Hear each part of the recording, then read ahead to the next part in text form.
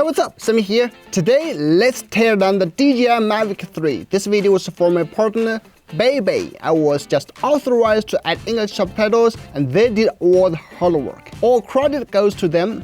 Beibei has a big channel on Chinese social media, TikTok, and he's always doing some fun drone related stuff. You can follow him if you are interested, but it's Chinese TikTok. Now, move to the tear down.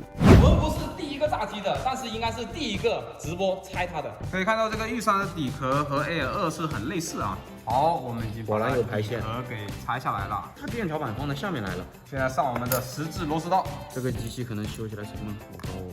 这个是防水标签，如果说你穿匀的话，它可能会变成粉红。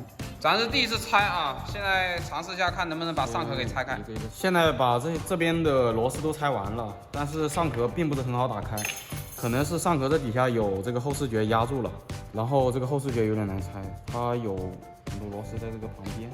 这样才是后视觉组件已经拆下来了，哇，里面好复杂呀！果然这里有螺丝，刚刚幸亏没硬掰。这里是卡住了这个壳啊，如果说我们刚刚如果硬掰的话，直接就碎掉了。幸亏聪明的我没有硬掰。他夸我，你真棒，我就喜欢听你夸我。我们的战师傅陷入了沉思，不知道怎么拆，正在研究。不知道啊，这个机器之前又没动过的，又没搞过这种机器。接下来就是要考虑要不要大力出奇迹了。如果用力掰的话，有可能会掰坏啊，还没有飞起来就废了啊。好，我们现在正在尝试用力的去撬它。我们的战师傅和高师傅正在大力出奇迹，看能不能把它的上壳给拆下来。是不是还有螺丝啊？怎么会这么紧？先把云台给卸了吧。螺丝都拆干净了呀，能看得见的。好，思考一下，实在不行上锤子吧。我感觉这边确实有点紧，打开看一下。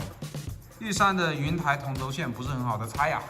拍张照，等会儿万一搞错了，因为这机器咱毕竟之前没动过的。把云台卸了下来，看一下里面的结构。这个真的太难拆了，感叹一下。太难拆了，因为没拆过，又怕有暗藏的螺丝把它给敲坏，又不敢使劲敲。现在拆到这一步也没啥能拆的了，差不多就拆到这了。站在维修师傅的角度，你认为玉山这台机子它的结构怎么样？感觉设计还是比较巧妙的，然后维修的话有点不是很方便。以前炸机的话砸的就是核心板，现在放在上面的话，我感觉应该更耐炸一些。想不到它的上壳上居然藏了2个 GPS 的天线。以前的视觉模块它是整个组件，但是这次玉山的应该是可以单个更换的。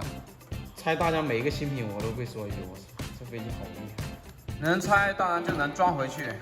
作为一个专业的维修师傅，一般组装完是不会有螺丝多的，多出来的我都揣口袋了。